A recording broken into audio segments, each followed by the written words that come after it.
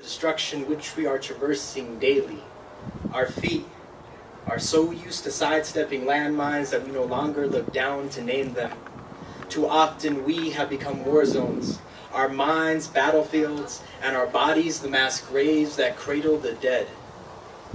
My ancestors, my grandmothers, my parents, they all fought battles daily against colonization and white supremacy, and I know that they had their victories.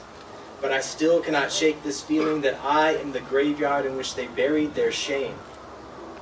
For my skin still crawls with the shrapnel of their trauma and goosebumps.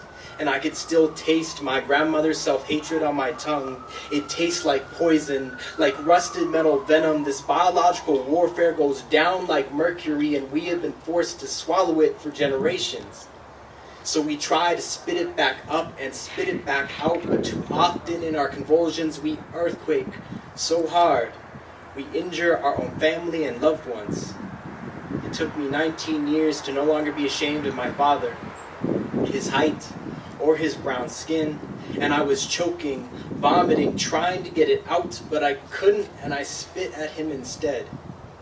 I sweat in my grandmother's suffering, and I wonder what secrets she suffocated inside of her chest too deep for anyone to touch. There are things that my abuelita still refuses to talk about. But yet she openly admits to only wanting to be with a light-skinned, green-eyed Mexican man. She used to beat my uncle for not having a lighter complexion. And I have to ask, what kind of trauma causes you to hate your own skin? To hate the fact that you resemble the original people of this land because you are one. In middle school, my mostly white classmates would make fun of my father, knowing all too well that I could hear them. They would then turn their shotgun gazes towards me. Hey, look at this badass Mexican faggot. And I carry these scars every time I go outside. I worry that they have warped my bones so badly that I will never be able to walk upright again.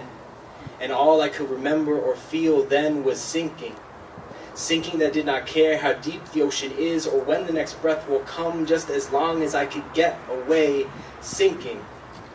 I know now that my father, like so many of my ancestors, drowned long before I was ever born. And I am their corpse child whose haunted flesh bleeds out their memories.